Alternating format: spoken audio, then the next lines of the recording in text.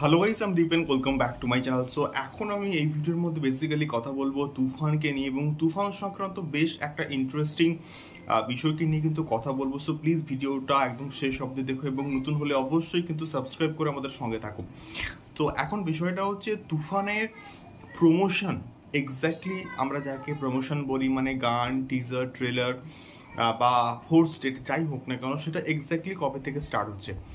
তো আগে গান আসবে নাকি আগে টিজার আসবে নাকি আগে ট্রেলার আসবে, এটাকে নিয়ে অনেকের মধ্যে কিন্তু মোটামুটি কনফিউশন রয়েছে। এবং ইতিমধ্যেই প্রিভিয়াসলি একটা আপডেট কিন্তু এসছিল যে শুটিং চলাকালীন এটা টাইটেল ট্র্যাক চলে আসবে।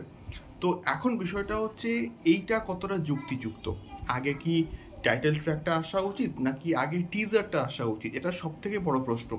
এবং প্রাথমিক অবস্থায় কিন্তু মোটামুটি একটা আপডেট আসছিল যে রাজকুমারের সঙ্গে তুফানের অফিসিয়াল টিজার কিন্তু মোটামুটি লঞ্চ করা হবে, বাট শুটিং ডিলে হয়েছে, শুটিং স্টার্ট হতে কিন্তু একটু সময় লেগেছে, সেই জন্য কিন্তু মোটামুটি আসেনি রাজকুমারের সঙ্গে।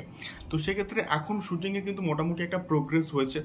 তো প্রাথমিক অবস্থায় এটা আমার ব্যক্তিগত মতামত যে তুফানের মানে সবার ফার্স্টে না টাইটেল ট্র্যাকটা আসার আগে টিজারটাই কিন্তু মোটামুটি আসা উচিত, বা আমরা টিজার বলি বা ফোর্থ স্টেট বলি, যাই বলি না কেন, এটা কিন্তু আগে আসা উচিত। তার কারণটা হচ্ছে প্রত্যেকটা সিনেমার ক্ষেত্রে না তাই হয়। এটা তুফানের ক্ষেত্রেও আমি চাই যে এই প্রসেসটা মেনটেন হোক, আগে টিজার আসুক এবং তার পরবর্তীকালে মানে মানে গানগুলো আসুক এবং তুরুপের দাস আমরা যাকে বলি ট্রেলার, সেটা রিলিজের 5 থেকে 6 দিন বা 3 থেকে 4 দিন আগে আসলেও হবে। তার কারণটা হচ্ছে বাংলাদেশের ক্ষেত্রে না রিলিজের ঠিক 2-1 দিন আগে এই ট্রেলারটাকে কিন্তু মোটামুটি ড্রপ করা হয়। তো সেক্ষেত্রে এটা আমার ব্যক্তিগত মতামত যে আগেই মোটামুটি এটা টিজারটা বা ফোর্থ স্টেট এটাই মোটামুটি আগে আসা উচিত এবং তার পরবর্তীকালে গান আসুক, টাইটেল ট্র্যাক আসুক, রোম্যান্টিক ট্র্যাক আসুক, এই সমস্ত কিছু কিন্তু আসা উচিত। তো এটাই মেনলি আমার ব্যক্তিগত মতামত ছিল। তোমাদের কি মতামত, আগে কোনটা আসা উচিত, টাইটেল ট্র্যাক নাকি গান নাকি টিজার নাকি ট্রেলার?